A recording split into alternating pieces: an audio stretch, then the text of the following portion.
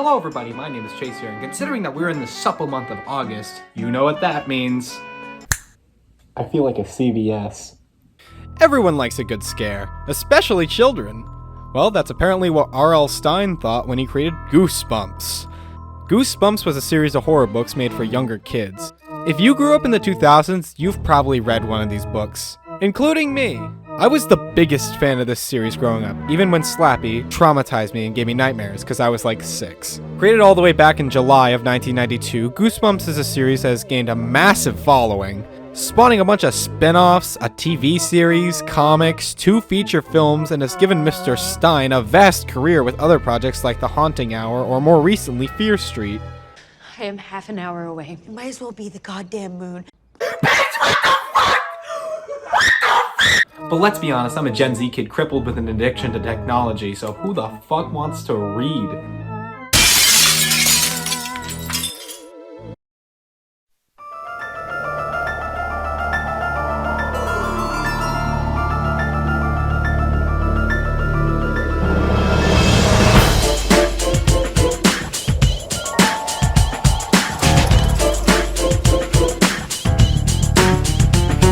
Okay, so no matter what I say about this show, this theme song is fucking awesome. Perfectly embodies what the show's about while still being incredibly catchy.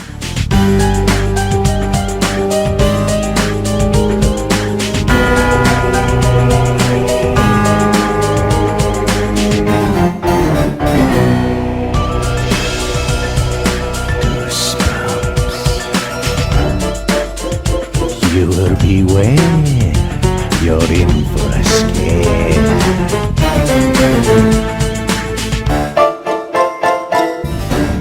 For the sake of this video, I picked a few episodes to look at. So let's start with the one that traumatized me the most as a child, Night of the Living Dummy 2. I guess the first one just wasn't good enough for an adaptation. The episode opens with the Kramer family having some sort of family talent show. This seems weird to me, but I guess that's just because my family was too dysfunctional for something like this. The sister Sarah shows her painting of the family's suburban house, while the brother Jed just kind of roasts the shit out of everybody for some reason. This week, I thought it would be nice to show a movie I made all about us. There's Mom sticking to her diet again.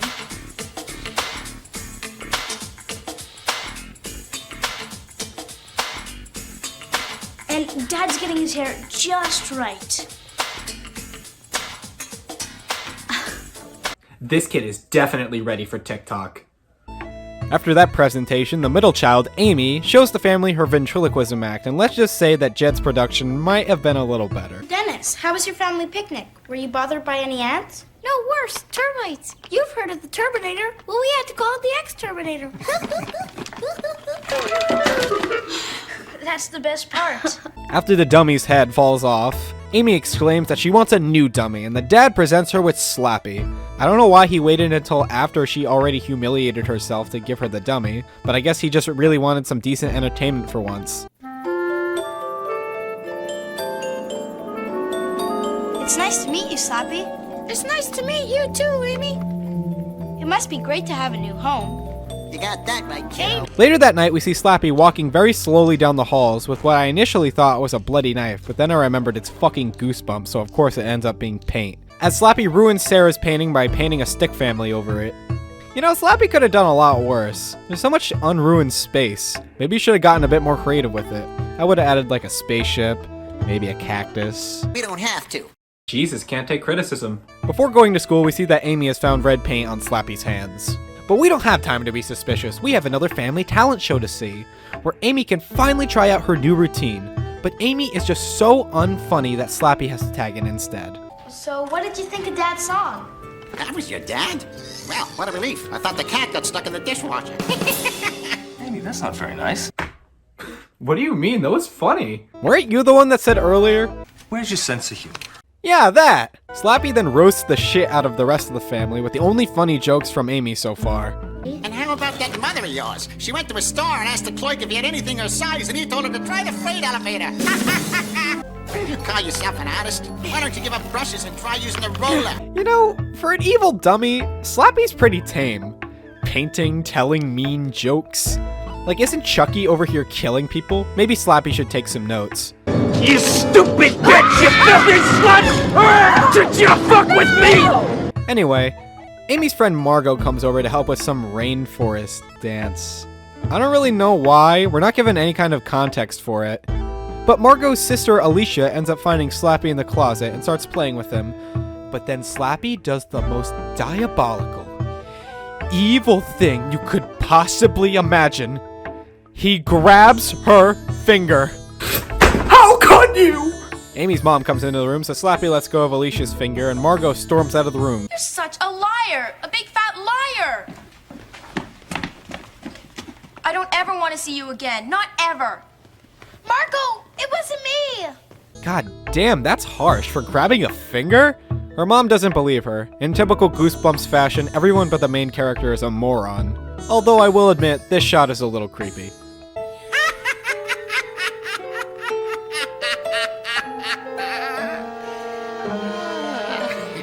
This can't be happening.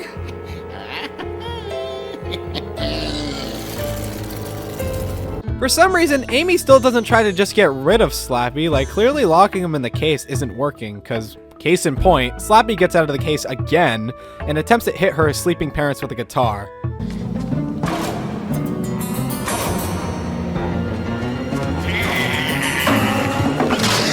What the? Amy.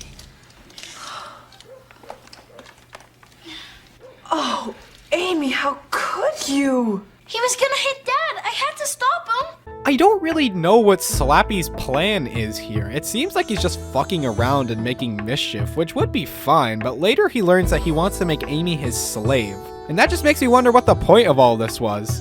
Maybe it's a cry for help. Slappy, what's going on? Just like before, the parents are dumbasses and don't believe her. But then Amy finally does something smart. She throws Slappy in the sewer. Never gonna hurt me again. Not ever. Hey, kid, wait, come on! It doesn't matter anyway, Slappy returns with no explanation of how he got out of the sewer, even though I think it would have made for a much more interesting episode. Slappy then explains that he's going to make Amy his slave, and she can't do anything about it because her family won't believe her. No, I'm not gonna be your slave. You can't make me. I can make you do anything I want. You have no choice. Your whole family thinks you're crazy. I've seen to that. And then he ruins that by showing Sarah he's alive. Slappy, you had one job. He chases the sisters into the bathroom. We don't see it, of course. That would exceed our budget of a grilled cheese sandwich. So Amy gears up with a broom, the deadliest weapon of all. And just when we think Slappy is actually going to do something, Jed pushes him into the fireplace, shattering his head.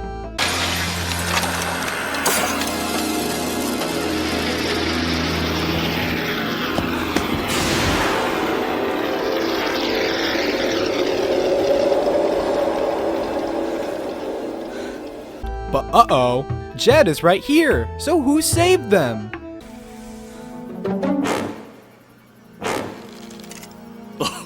It's good to be back in the family again.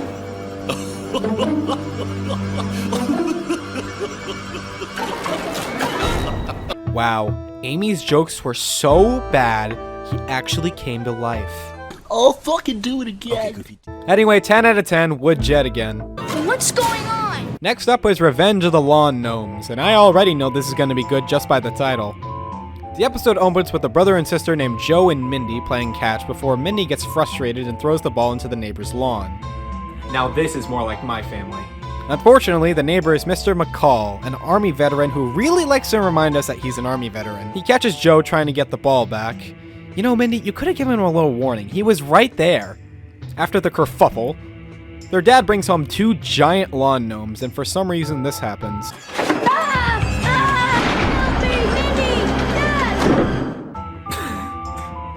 Why does everyone in this show scream like that? I've never heard a scream that sounds so terrified yet so disinterested in my entire life.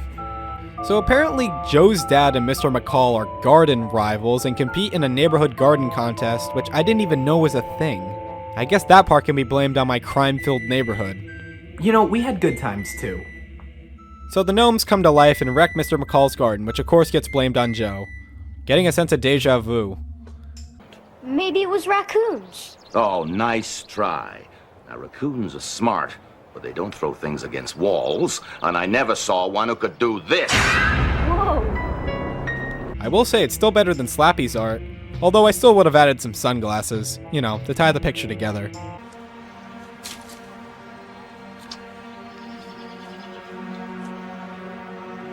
Black ink?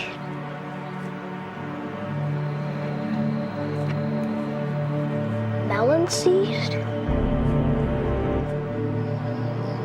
Oopsie daisy. So that night he decides to investigate and finds that both of the gnomes are missing. And he finds them wrecking the garden once again, and we get to see that the budget has been upgraded from a grilled cheese sandwich to a grilled cheese sandwich with extra cheese. Really making some advancements. Alright, time to guess what happens next. Is it A, they sit down and discuss gnome politics, B, the gnomes offer Joe a job at Gnome Amazon, or C, the dad adopts the gnomes as Italian children? If you said any of those, I am so unbelievably sorry because they all get caught and he gets blamed on Joe. You know, it's a real bummer. I too really wanted to know what's going on in the Gnome Senate. I love democracy. I love the Republic. Joe is forced to replant everything in Mr. McCall's garden. I mean, how can you not with this reaction? My lilies. My azaleas. My eagle. His sister Mindy, of course, doesn't believe him, so Joe takes her out in the middle of the night to show her that he's not crazy. They find the gnomes pretty damn fast. I guess they don't travel far. And hey, they brought buddies! They have a really awkward chase, and after they corner them, the gnomes explain that they cause mischief because they're gnomes and it's in their nature. Don't you know anything about gnomes? It's what we do. It's in our nature. We make mischief. Anywhere, anytime, and to anyone. Wow, way to adhere to stereotypes. This is why we need more gnome representation in media. The gnomes argue over how they want to kill them, and while that happens, Joe and Mindy figure out that light freezes them, and they use it to fight back against the gnomes. I mean, that's what I think is happening. They're just kind of shining the light on them and backing up. It's not really even that effective.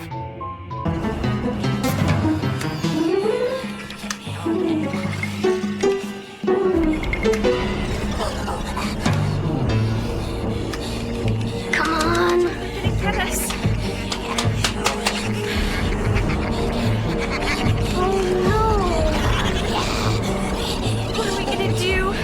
After a really awkward looking fall, seriously, could we not do another take? The lights come on and they get caught again by Mr. McCall.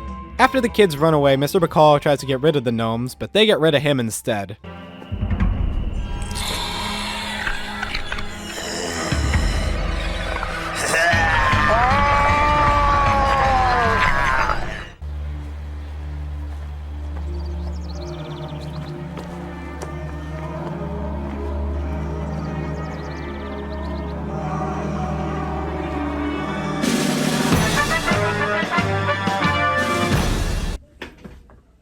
Okay. 0 out of 10 needed more gnome politics. I love democracy. Lastly, we have Don't Go to Sleep, and as much as I would love to see Goosebumps' take on Freddy Krueger, that's unfortunately not what we have here. The episode opens with the greatest opening line ever written. How come Greg gets to go and I don't? Because you're a midget. Got him there! This is Matt, a 12-year-old kid who's really tired of being the middle child. Man, R.L. Stine really likes picking ideas out of the same hat, doesn't he? Matt wants to move his room into the attic, but the mom, being the massive bitch she is, says no for no other reason than I told you so. In fact, that's her response to most of his questions, because she's very direct. It's a school night. It's a school night for Greg. Well, Greg's 17 and you're 12. How come she gets her own private line and I don't? Talk to me in 3 years. And I'll get more privacy up in the attic. No, honey, don't be ridiculous. It's out of the question. But why? I said no. Sorry, that's the way it is. That's reality, Matt. But Matt decides that being the carefree rebel he is, he'll just sleep in the attic anyway. I don't know why you would want to sleep here. It looks terrifying. Why do all horror stories have to have mannequins in the attic? Hey, how's it going? You know something? I don't care what anyone says. I'm hanging out here tonight. Not old enough. Like what's gonna happen?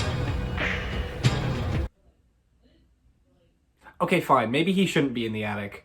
After Matt's bed keeps spinning for some reason, he's transported into an alternate reality where he's an all-star hockey player and the world revolves around him, just like he's always wanted. Hello? Yeah, this is Mad Amsterdam. Endorse? Endorse what? You want to put my picture on a cereal box? But it seems like someone's on his tail. Truth is stranger than fiction. That's reality. Nothing so strange as fiction. That's reality. My agent's on the job. That's reality. Life is on the road. That's reality. The only Ugh. I feel like I just got molested through music. Seeing as Matt doesn't even play hockey, he gets clobbered by the other team and has one of the funniest shots I've seen in the show so far.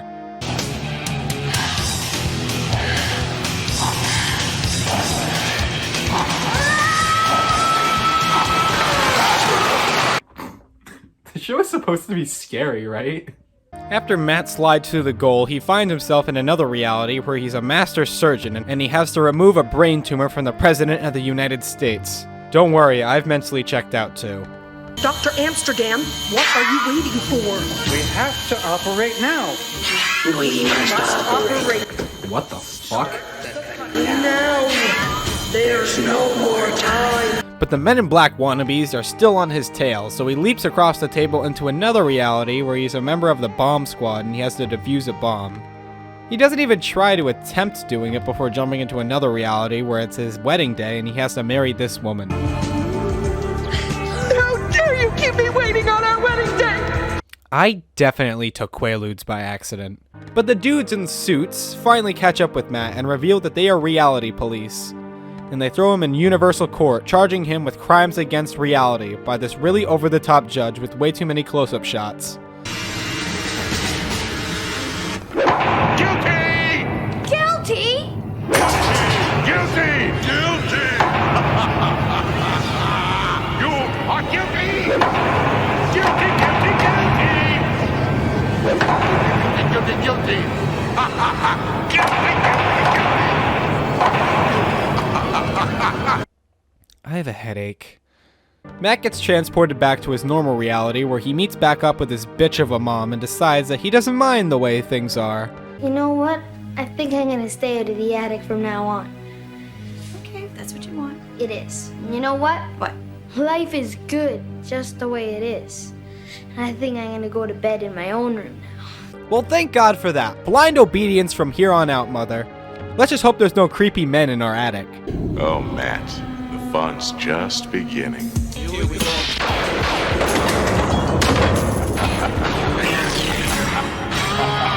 Well, fuck. Well, that was an interesting way to get spooky. You know, 'tis the season, am I right? But that still doesn't answer the question. Was Goosebumps scary?